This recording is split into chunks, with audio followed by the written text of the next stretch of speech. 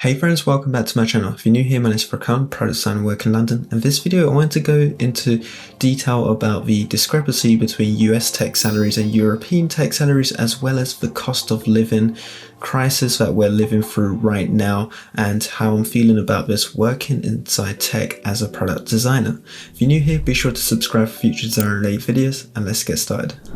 So diving straight into the web browser, a really good website to gauge and understand the salaries for certain companies and jobs and locations is levels.fyi, and these salaries are actually really accurate, especially working in tech and speaking to different peers about different compensations they are actually on.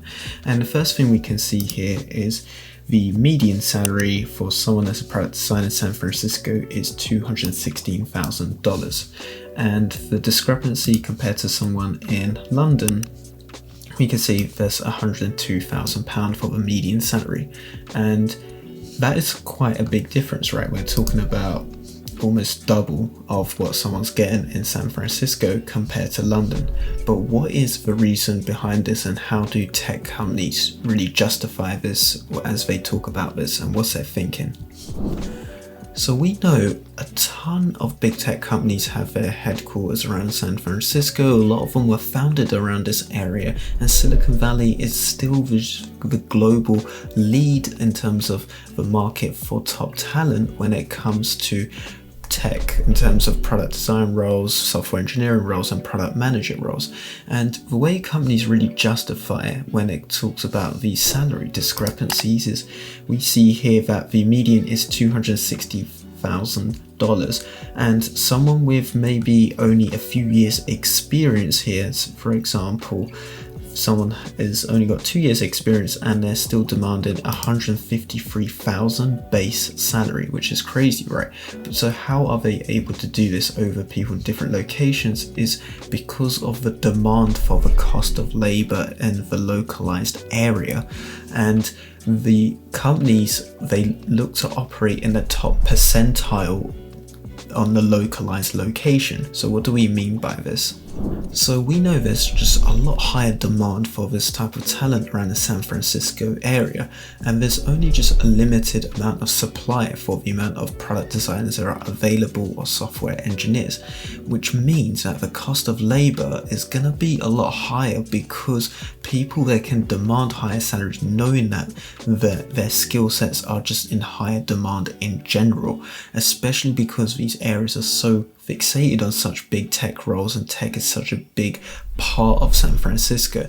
And that is how companies really justify this. And this whole top 90% percentile of operation, for example, something Meta talk about is they'll try and pay the top 90% in San Francisco how much the cost of labor is there, whereas in London they'll pay how much does it on average a product designer cost in London, and they'll base their percentile off of this. So in general, the demand for product design is nowhere near as high, I suppose, as other globalized locations.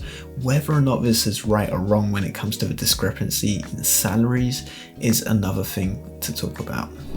Other things to think about is that the pound and the euro is usually has been quite a bit higher than the dollar, especially the pound, and that means that the base salaries might look a bit higher, but they're not higher overall. And also people talk about the cost of living, the cost of rent, the cost of food is generally higher in these San Francisco or these American locations as well. But today, with the cost of living that we're in, and inflation in European countries is soaring way faster than the US because of their aggressive monetary policies that the Fed has set. They've been hiking up interest rates way higher compared to their European partners, and the UK central bank's been way more hesitant on this. So what has this resulted to? When you really read headlines like this about the energy crisis and the salaries I just detailed, ideally the European salaries, they start to catch up and there's going to be an adjustment for these.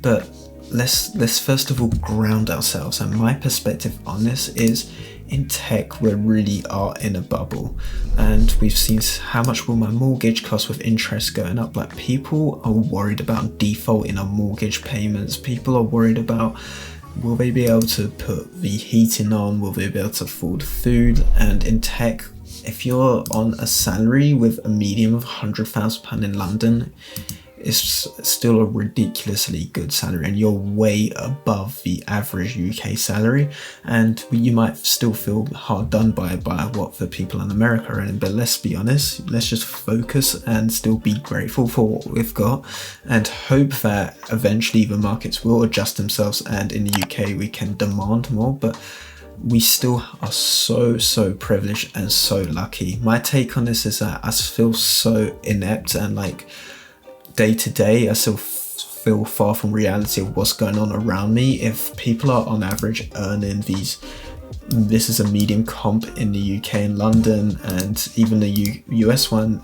is way bigger, but this is still ridiculous working in tech. So let's just be grateful for what we've got, and let's really just stay grounded and see what happens next. The last thing I'll talk about is, yes, people might have different lifestyles and different ways of living, and I still think these are really are such a luxury working in tech, that people can live such lavish lifestyles, and this is still very far from reality of what your day-to-day average person lives. But let's talk about the tech general slowdown and why we're in this position. And a common thing people talk about is during the pandemic, during 2020, 2021, there was a massive surge in demand for remote work and people at home using tech apps. Being at home, like usage of these apps, the reliance on them just surged, which meant that a lot of companies were thinking about two things, which was, should we just readjust our growth expectations for the year because we're meeting them so easily, or should we keep them? But not many people were thinking about the third thing, which is a macroeconomic environment of if there's a recession. And this really led to a lot of carelessness of people expanding way too quickly, and this year we've started to pay for this because companies were just so surprised about their growth that this year they had to readjust their expectations with a slowdown in the economy, and that means there's been layoffs at lots of different companies. Like we've seen Snapchat recently, we've seen Wealthsimple, we've seen Lyft with hiring freezes, Meta have now got hiring freezes across the board, as well as we've seen Shopify do recent layoffs. So we are generally in this economic downturn and slowdown right now. And how I'm feeling about this is just believe in your skill sets, upskill yourself as much as possible, sit tight, and the salaries we got are still very insane, and just be grateful right now. And there's still going to be a lot of demand for the skill sets, and just take a breath and focus on improving yourself. And whatever happens, remember, when it comes to layoffs and stuff, it's never personal, and it's not down to your skill sets, and they're outside of your control. They're all outside of your influence. But again, no one could have really predicted these events, and we're really living in interesting and uncertain times with these cost of living crisis as well, that your family and friends might be affected a lot harder as well. But yeah, I just wanted to talk about this, so I really hope everyone is well, and let's see how the next few months turn out. I'm just gonna be taking it step back and just focusing on my day-to-day job and enjoying every day as it comes, and still being really grateful. Thank you so much for making it to the end of this video. I hope you got some interesting thoughts around the whole US tech salary discrepancy to European salaries, and you learned something new about how the salaries are actually made and how recruiters think about this. Be sure to comment down below how you're thinking about navigating this economic downturn and recession, and how you're feeling about this. And give this video a thumbs up and subscribe for future design related videos, and I'll catch you on the next video. Peace out.